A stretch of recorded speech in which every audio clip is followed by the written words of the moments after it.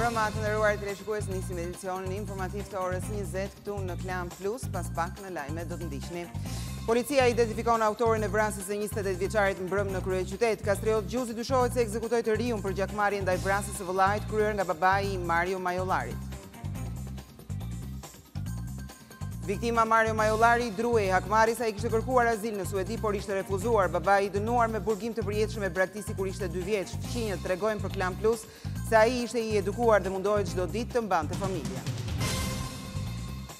Banka Botërore vëre rritje ekonomike, por kërkon më shumë kontroll dhe transparencë mbi koncesione. Deklaron se futja e biznesit të vogël në TVSH nuk ndikon në buxhet.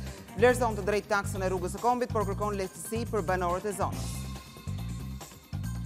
Raporti i jashtëm i Freedom House për korrupsionin dhe rrezikun e rrëshqitjes në autoritarizëm thekson se zgjedhja e Metës president dhe mos arrestimi i Tahirit ulën besimin tek qytetarët, reagon kreu i shtetit raporti i deformuar. Duket se marrëdhëniet mes Shteteve të Bashkuara dhe Rusisë po shkojnë drejt një lufte ushtarake. Presidenti Donald Trump i kërkon Moskës të bëhet gati dhe të presë raketat amerikane. Konflikti mes dy shteteve u ashpërsua pas sulmit të fundit kimik në Siri. Hervin Çuli përzgjedhet sërish në krye të teatrit kombëtar. Vendimi është marrë në mbledhjen e fundit të Këshillit të Ministrave. Në garë për këtë postë ishin edhe Ema Andrea, Genci Fuga dhe Leart Vasili.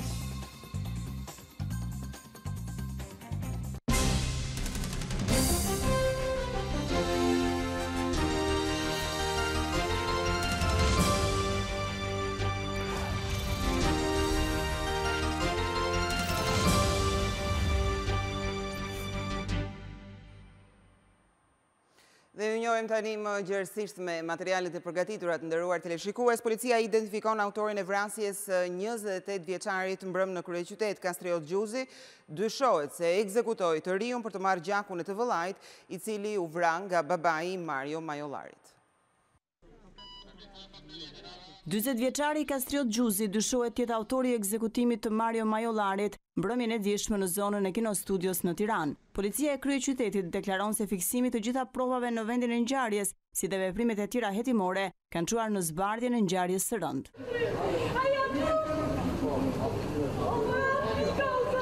Specialistët e sektorit për krimet e rënda kanë shpallur në kërkim autorin e dyshuar, i cili rezulton të ketë qenë i dënuar më parë. Kastriot Gjuzi dyshohet se rreth orës 20:25 të mbrëmjes së dieshme në rrugën Aleksandër Mojsiu, për motive gjakmarrje ka vrarë me 3 plumba pistolete 28 vjeçarin Mario Majollari. Sipas policisë, në këtë mënyrë 40 vjeçari ka marrë gjakun e vëllait të tij Ilir Gjuzi, të vrarë në vitin 2000 nga babai i të riut që u qëllua mbrëm me 3 plumba. 18 vjet më parë, babai i Marios, Avni Majollari, ekzekutoi Ilir Gjuzin dhe Armando Nelajn dhe për këtë ngjarje po vuan dënimin me burgim të përjetshëm, pavarësisht vendimit që ka dhënë drejtësia. Duket se kjo nuk ka mjaftuar për 40 vjeçarin. Policia shoqëroi edhe 15 persona të tjerë në lidhje me këtë ngjarje, ndërsa mëngjesin e sotëm u gjetë e djegur në fushë krye një makinë që dyshohet se është përdorur nga autori dhe bashkëpunëtor të tij. Mario Majollari kishte vetëm pak ditë që ishte kthyer nga Suedia, ku kishte kërkuar azil politik pasi në Shqipëri ndjehej i kërcënuar. Rikthimi në vendlindje u kthye tragjikisht në mortin e tij për shkak të gjakmarrjes. Viktima Mario Majollari i druhej një hakmarrje. Ai kishte kërkuar azil në Suedi, por i ishte refuzuar. Babai i dënuar me burgim të përjetshëm e braktisi kur ishte 2 vjeç. Fqinjët tregojnë për Klan Plus se ishte i edukuar dhe mundohej çdo ditë të mbante familjen. Edhe pse babai nuk ka qenë asnjëherë prezent në jetën e tij, 28 vjeçari Mario Majollari e pagoi me jetë krimin e 2 fishtë të atit, që prej moshës 2 vjeç ai jetonte vetëm me nënën dhe motrën, pasi Avni Majollari i braktisi. Fqinjët e tij janë të tronditur nga ekzekutimi i të riut mbrëmjen e dieshme. Bëm 2 herë, pse 3 herë shti e vra. Njërë a jënon se i dul për i shpije. Jetima vetëm me beb gjallë, beba i hum të koci. Ata nuk i kursen fjalët e mira për të riun që i druhej gjakmarrjes prej kohësh. Vetëm për këtë rast, që ka qenë në ndjekje, për akmarrje, ka pas për nga ajo. Familjarisht janë njerëz të veçantë, e oma i ka rrit me hallë. Në hyrje të pallatit në rrugën Myslim Keta, të afërmit kanë vendosur qirin dhe lule në vendin ku ai frymoi për herë të fundit. Pas përfundimit të studimeve për hoteleri turizëm, Mario Majollari ishte drejtuar emigracionit për arsye ekonomike, por edhe nga frika e parandjerë se një ditë dikush do të hakmerrej për krimin që kishte kryer i ati. Deri tani, babai i tij i dënuar me burg për jetë nuk ka paraqitur asnjë kërkesë në drejtorinë e burgjeve për të qenë i pranishëm në përcjelljen drejt banesës së fundit të birit.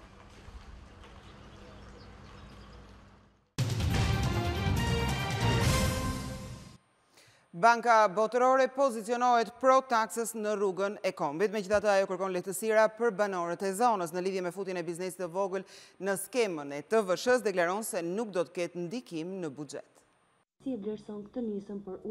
Banka Botërore deklaron se futja e biznesit të vogël në skemën e TVSH-s nuk do të sjellë ndikim në buxhet. Përfaqësues të këtij institucioni deklarojnë se po monitorojnë impaktin social që do të ketë ky vendim. Ne mendojmë që efekti në buxhet i kësaj të ardhure do jetë i vogël. Rritja e barës administrative për organet e taksave për ne nuk kupton më pak kohë dhe mundësi për të marrë me taksapaguesit më të mëdhenj. Sa i përket taksës për rrugën e kombit, për të cilën ka patur edhe protesta, Banka Botërore kërkon të trajtohen me kujdes banorët e zonës. Niveli i taksës është në përputhje me ato të rajonit. Në përgjithësi, si në çdo vend, pagesat janë të nevojshme për të ndërtuar rrugë, por duhet pasur parasysh çfarë masash merren për popullsinë lokale. Banka Botërore i bën thirrje qeverisë të fuqizohet transparenca për menaxhimin e PPP-ve, pasi ekonomisë mund t'i kanosen rreziqe të ndryshme. Duhet parë se çfarë ndikimi ato kanë në borxhin publik, si planifikohen pagesat. Duhet parë nëse ofrimi i shërbimeve është ai i duhuri dhe ndarja e rreziqeve midis sektorit privat dhe sektorit publik është ai i duhuri. Në lidhje me rritjen ekonomike në vend, Banka Botërore parashikon një ngadalësim gjatë këtij viti për shkak të mbarimit të projekteve të gasillësit TAP dhe hecit të Devollit. Ndërkaq për Bankën Evropiane për Rindërtim dhe Zhvillim, biznesi i vogël në Shqipëri duket se ka mbetur në vend numero pasi nuk po zgjerohet aktiviteti i tij. Banka Europiane për Rindërtim dhe Zhvillim ngre shqetësimin se bizneset e vogla në Shqipëri nuk po zgjerojnë aktivitetin, të shtojnë prodhimin apo të zgjerojnë numrin e të punësuarve, edhe pse ecuria ekonomike në vend vlerësohet pozitive. Në prezantimin e raportit të tranzicionit të bërë nga guvernatori i Bankës së Shqipërisë Ganseko, thuhet se shkak kryesor për këtë situatë është konkurenca e pandershme dhe vështirësitë për gjetjen e tregjeve për shitjen e produkteve. Tashmë është koha që sistemi financiar të fokusohet tek ndërmarrja, si njësia bazë e punësimit, inovacionit, produktivitetit dhe rritjes ekonomike. Rrjedhimisht politikat zhvillimore duhet fokusohen te ndërmarrja dhe tek e ardhmja e saj si burim i rritjes së konvergjencës. Banka e Shqipërisë thot se po harton programe pikërisht për nxitjen e kreditimit të bizneseve të vogla. Një ditë pas uljes qepenave, biznesi i vogël paralajmëron të tjera protesta në përmasa më të mëdha nëse qeveria nuk tërhiqet nga TVSH-ja. Protestat e biznesit të vogël kundër përfshirjes në skemën e TVSH-s nuk do të ndalen nëse qeveria nuk tërhiqet. Madje tregtarët paralajmërojnë për shkallëzim të mëtejshëm. Në qoftë se nuk hiqet TVSH-ja e vendosur tek biznesi i vogël nga 5 milion në 2 milion që u bë tani me këtë ligj të vendosur në datën 1 prill, ne nuk do të rriqemi dhe nuk do kemi asnjë negociat me qeverinë shqiptare. Ajo ishte fillimi, por fundi nuk i dihet, në qoftë se qeveria nuk të rriqet. Bizneset e vogla ulën qepenat për një orë të martën duke kundërshtuar futjen në skemën e TVSH-s, pasi ata thonë se do të detyrohen të rrisin çmimet dhe nëse rrisin çmimet, u largohen klientët dhe rrjedhimisht falimentojnë.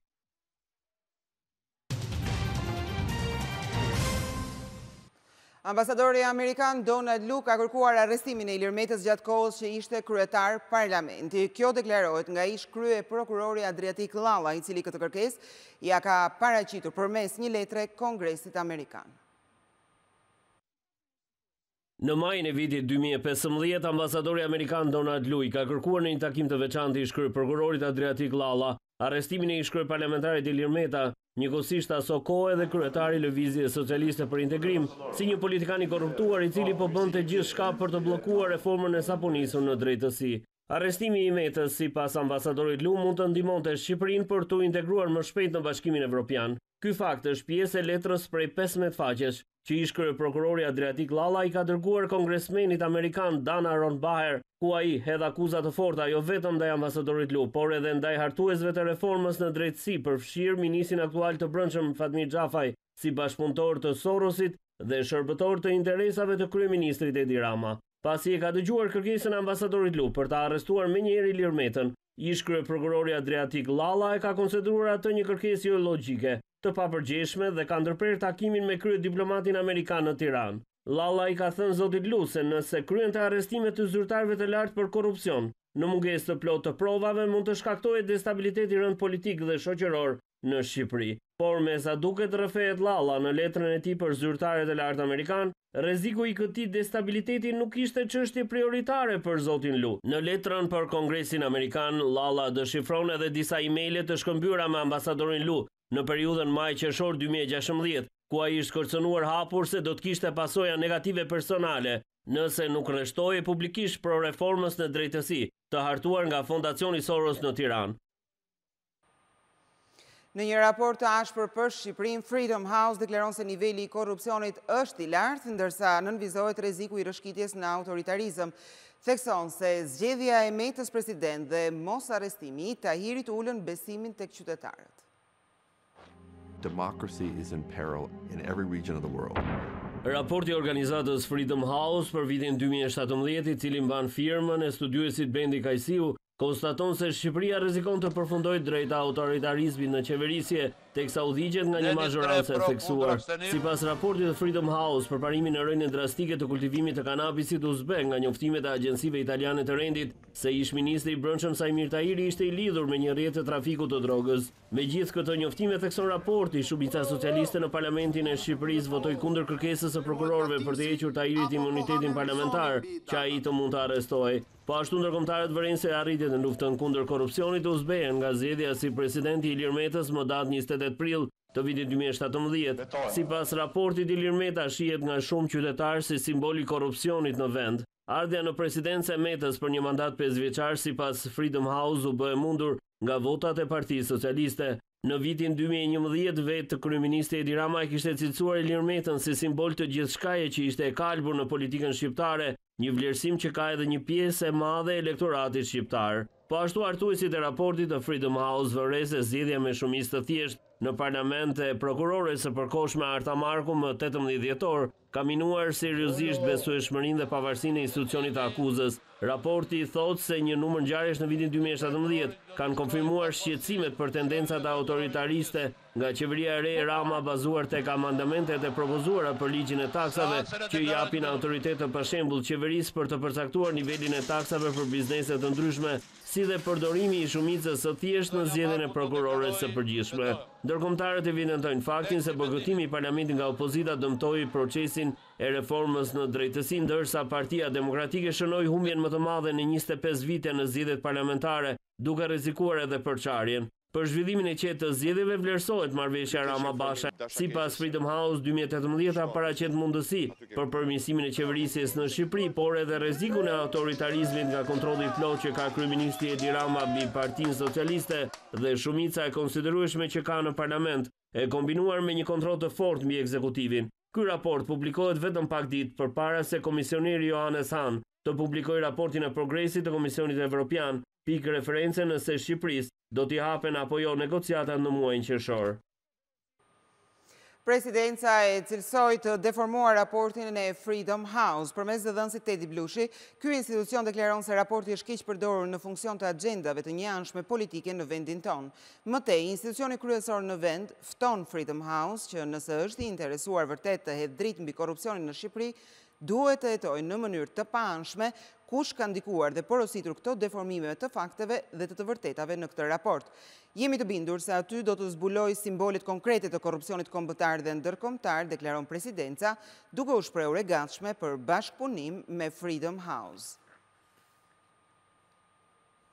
Kanë zgjedhur një mënyrë krejt ndryshe nga vitet e kaluara për prezantimin e progres së raporteve. Johannes Hahn dhe Federica Mogherini do të vizitojnë Tiranën më 17 prill për të prezantuar raportin e Brukselit. Pritet që rezultatet e jenë pozitive duke u nisur edhe nga qëndrimet e fundit të zyrtarëve evropian. Vendimi për çeljen e negociatave është kushtëzuar me ecurinë e reformës në drejtësi dhe në veçanti vettingun. Pas Tiranës, 2 përfaqësuesit e lartë të Bashkimit Evropian do të vizitojnë Shkupin. Një tjetër gjyqtar rrezikon të mos kalojë skanerin e vettingut. Besim Trezhnjeva nuk ka bindur me argumentat që dha për pasurinë. Besim Trezhnjeva, gjyqtar i gjykatës apelit në Durrës, rrezikon të jeti përjashtuar i radhës nga vettingu. Komisioni i pavarur kualifikimit vëren se gjyqtari, që është dhe kandidat për Këshillin e Lartë Gjyqësor, nuk justifikon 4 apartamente në Tiranë dhe Durrës, blerjen e një sipërfaqe toke prej 1920 metra katror në Baldushk me vlerë 880.000 lekë dhe një pasuri prej 20 milion lekësh. Sipas shkresave të mbërritura nga Inspektoriati i Kontrollit dhe Deklarimit të Pasurive, Trezhnjeva ka bërë deklarim të rrem dhe fshehje të pasurisë, si dhe nuk justifikon depozitat bankare, por vetë gjyqtari justifikoi të ardhurat me punën e bashkëshortes farmaciste. Bashkë me bashkëshortin kam 75 vjet punë me vajzën dhe ajo që dëgjut është pasuria ime. Të ardhat kryesore nga bashkëshortja është periudha që nuk është llogaritur nga 81 deri në 94, nuk është llogaritur asnjë ardhur, nuk është shehje pasurie. Ndaj tij ka pasur 11 ankesa nga qytetarët të cilat janë depozituar në Komisionin e Pavarur të Kualifikimit, ndërsa vendimi për përjashtimin ose jo të tij nga drejtësia do të merret të premten. Ndërkohë ky komision ka vendosur të ndërpresë vettingun për gjykatësin e Beratit Ermir Beta, pasi ky i fundit da dorëheqjen. Opozita nuk do të bojkotojë punimet e seancës nesërme parlamentare. Partia Demokratike dhe Lëvizja Socialiste për Integrim kanë vendosur të përballen me kryeministrin për TVSH-n e biznesit të vogël dhe taksën e rrugës së Kombit. Edhe pse vetëm e LSI në rolin e opozitës, mbledhja e Komisionit të Ligjeve ishte paralajmërim se si do të jetë seanca plenare e së Mes deputetëve nuk janë kursyer ofendime teksa flitej për administratën publike dhe largimet politike në radhët e saj. Protagonisti ishin ish-ministri i LSI-s Nasip Naço dhe deputeti i PS-s Elket Hyseni. Po të përsëritim pyetjet, ne kemi kohë të tepër, ju kemi punë, kemi punë. Ne kemi detyra tjera, juve këtë keni, një kamerë këtu. Në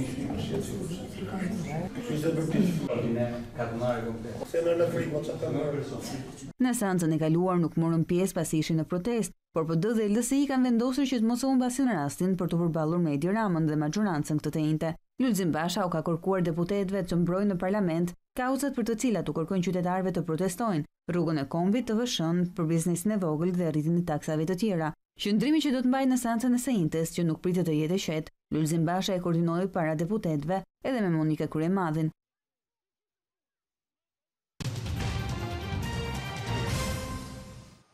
Duket se marrëdhëniet mes Shteteve të Bashkuara të Amerikës dhe Rusisë po shkojnë drejt një lufte ushtarake. Presidenti Donald Trump i kërkon Moskës të bëhet gati dhe të presë raketat amerikane. Konflikti mes dy shteteve u shpërsua pas sulmit të fundit kimik në Siri. Situata ndërkombëtare është e tensionuar, ku një përplasje mes superfuqive botërore, Shtetet e Bashkuara dhe Rusisë në tokë siriane duket e mundshme. Kjo pas kërcënimeve reciproke të orëve të fundit mes Washingtonit dhe Kremlinit. Kreu i Shtëpisë së Bardhë kërkon Moskës të bëhet gati se raketat amerikane drejt Sirisë do të vinë së shpejti. Bëhu gati Rusi, ato do të vinë të këndshme, të reja dhe më të zgjuara se kur më parë. Ju nuk duhet të jeni partner me një kafshë që vret popullin e tij me gaz dhe gozon për këtë, shkruan Trump. I menjëhershëm ka qenë reagimi i Moskës që këshillon amerikanët se raketat inteligjente duhet të luftojnë terroristët dhe jo qeverinë legjitime të Sirisë. Së fundmi ka reaguar dhe vetë presidenti rus Vladimir Putin. Ai ka thënë se shpreson që dakordësia të triumfojë pasi bota në këtë moment është shumë kaotike dhe kjo ka ngjallur shqetësim të madh. Bota duhet të rikthehet në gjendje të qëndrueshme dhe pa të papritura të pakëndshme, ka deklaruar Putin. Ndërsa Britania e Madhe bën të ditur se do të punojë me aleatët më të ngushtë për të vlerësuar veprimet që duan ndërmarr. Pikërisht në Duma të Sirisë nesër do të mbridhë policia ushtarake ruse për të garantuar rregull dhe siguri pas sulmit kimik. Me gjithë situatën e krijuar, diplomatët kundërshtar të Shteteve të Bashkuara dhe të Rusisë, edhe në mbledhjen e Këshillit të Sigurimit të OKB-s, ku tensioni ishte në pikën kulmore, janë takuar me dashamirësi të madhe përtej hasmërive, akuzave dhe kundërakuzave që lëshojnë gjithnjë kundër njëri tjetrit. Një avion ushtarak u rrëzuar paraditën e sotme në Algjeri. Ngjarja ndodhi në një bazë ajrore në kryeqytetin e vendit dhe më shumë se 257 persona mendohet se kanë humbur jetën. Mediat lokale shkruajnë se avioni ka rënë menjëherë pas ngritjes nga pista.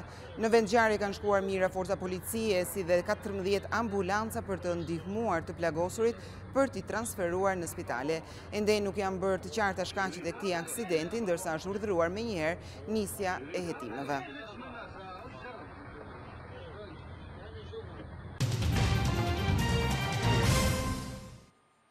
30% e infermierëve të testuar nuk kanë siguruar pikët e nevojshme. Në Tiranë ka 139 vende të lira pune. Publikohet renditja përfundimtare e kandidatëve që përfunduan me sukses konkurimin infermier për Shqipërinë, për qarkun e Tiranës. Kandidatët janë të renditur sipas pikëve që kanë marrë në testim. Ata do të thirren sipas renditjes nga Komisioni i Testimit dhe do t'u ofrohen vendet e punës të cilat janë shpallur të lira. Sipas Ministrisë së Shëndetësisë, aktualisht në spitalet dhe qendra shëndetësore të qarkut të Tiranës janë 139 vende të lira pune. Në listë janë 342 kandidatë që kanë të drejtën të punësohen në profesionet infermeri, mami, fizioterapist, teknik laboratori dhe teknik imazherie. Në testimin e infermierëve kanë hyrë 323 kandidatë, por rreth 30% e tyre nuk kanë siguruar pikët e mjaftueshme për të punësuar. Ministria e Shëndetësisë sqaron se në ditët në vijim do të shpallet edhe lista e fituesve të infermierëve në qarqet e tjera. Ministri i Turizmit Blendi Klosi ka takuar përfaqësues të operatorëve turistik të 46 vendeve të botës që kanë shfaqur interes për vendin tonë. Ai tha se këtë sezon do të ketë bum turistësh. Për herë të parë 84 tur operator nga 46 vende të botës janë mbledhur në Tiranë për të blerë paketa turistike nga operatorët turistik shqiptar. I pranishëm në këtë takim ishte edhe Ministri i Turizmit dhe Mjedisit Blendi Klosi, i cili paralajmëroi se këtë vit do të ketë një bum zhvillimesh turistike. Në këto 2 ditë bashkëpunimi dhe shkëmbimi eksperiencë, të ketë një kombinim shumë herë më të mirë të mundësive që ka Shqipëria për të ofruar turizmin elitar. Nga shumë vende të botës ka interes shumë herë më të madh për burimet e pashtershme të turistike që Shqipëria ka. Ndër të tjera, Klosi u shpreh se politikat e qeverisë shqiptare synojnë të kapërcejnë sezonin turistik brenda vitit kalendarik, duke realizuar kontrata afatgjata të dekadës së re turistike për vendin tonë. Por edhe pse sezoni i ri turistik është hapur, Unioni i Operatorëve Turistik ka ngritur si shqetësim mungesën e infrastrukturës rrugore dhe ndotjen e zonave bregdetare. Shkojmë në Kosovë, ku autoritetet kanë asgjësuar më shumë se 500 ton mish të skaduar, ndërkaq politika është përfshirë nga debati për sigurinë ushqimore. Skandali i tregtimit të 10 ton mish të prishur në Kosovë ka alarmuar edhe deputetët. Kryetaria e Komisionit për të Drejtat e Njeriut, Dude Balje, ka kërkuar ndëshkimin e fajtorëve. Në këtë moment, me këtë mishi e prishur këtu, ju s'mundeni në qitë në tregu produkt, ne jemi produs, e tash ne mundemi me bo shka doni këtu në Kosovë. Valdet Gjinovsi, shefi i Agjencisë së Ushqimit, tha se deri tani janë asgjësuar 500 ton produkte mishi. Edhe 2 ngarkesat të cilat janë hasur, në fillim kanë qenë të maskuara kështu që në brendi është hasur ajo e cila është deklaruar në opinionin publik dhe që është asgjësuar. Është bo pak e pa drejt se në ditën që i ka dalë afati, domethënë, ajo koni në dam në hapësinën ku janë mallnat për asgjësim. Mishi ka skadu me 25 ka qenë diell. Po kur far kërkesës ka pas. Drejtoria e inspektorateve ka kujdestar, shton, diell, ditë festën, komunë Prizrenit. Rreth 40.000 kg mish me cilësi të dyshim të shitur në tregun e brendshëm të Kosovës, i eksportuar kryesisht nga Belgjika.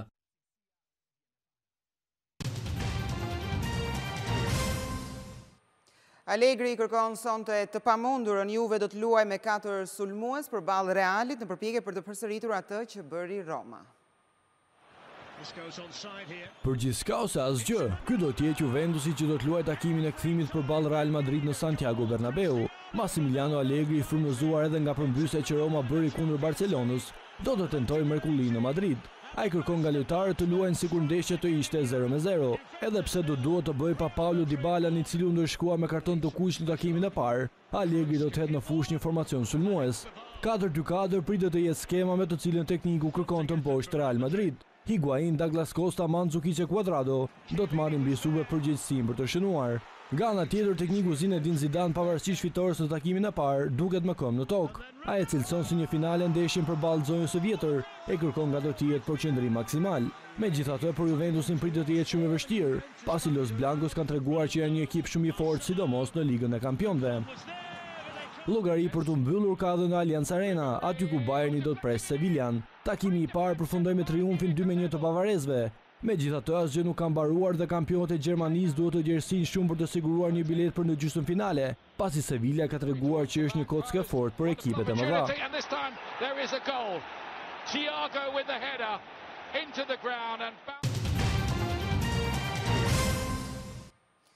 Hervin Çuli është rizgjedhur për herë të dytë si drejtor i teatrit kombëtar. Qeveria miratoi në mbledhjen e saj të radhës vendimin për emërimin e tij. Bëhet e ditur se emri i Çulit ishte propozuar nga Ministria e Kulturës dhe përballë tij garonin Ema Andrea, Leard Vasili si dhe Genc Fuga.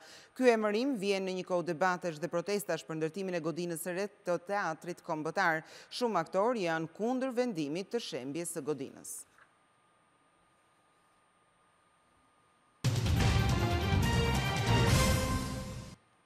Për 11 javë me radhë, Drake kryeson në Billboard, ndërkaq këngëtarja shqiptare Bebe Rexha ka ruajtur vendin e dytë.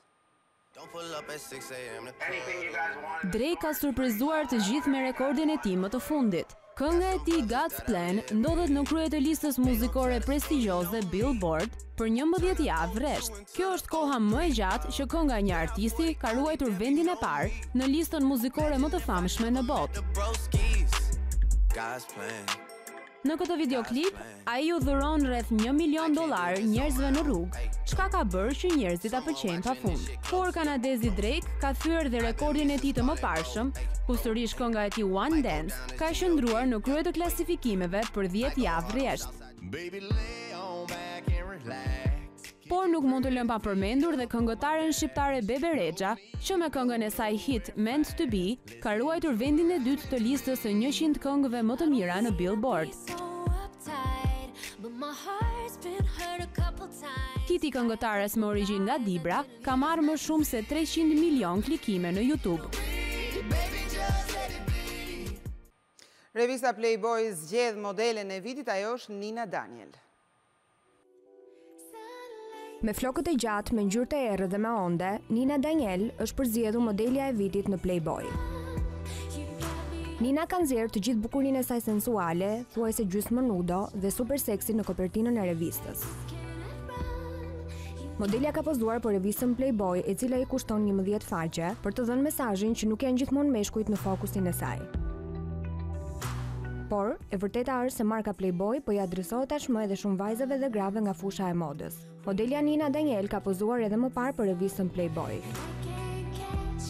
Nina Daniel ka rikthyer ikonën feminin të viteve 1995, krijuar nga The Roy Neyman, themeluesi i kësaj reviste.